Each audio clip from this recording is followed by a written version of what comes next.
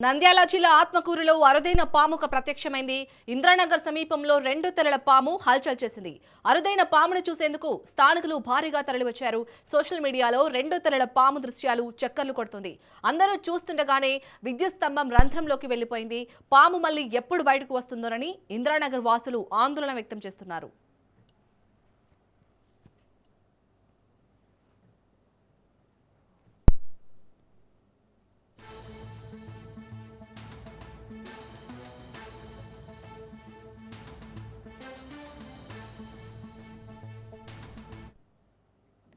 నంద్యాల జిల్లా ఆత్మకూరులో అరుదైన పాము ప్రత్యక్షమైంది.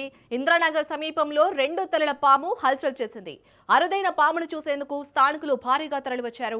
సోషల్ మీడియాలో 2 తలల పాము దృశ్యాలు చక్కర్లు కొడుతుంది. అందరూ చూస్తుండగానే విద్యుత్ స్తంభం రంధ్రంలోకి వెళ్లిపోయింది. పాము మళ్లీ ఎప్పుడు బయటకు వస్తుందోనని ఇంద్రానగర్ వాసులు ఆందోళన వ్యక్తం చేస్తున్నారు.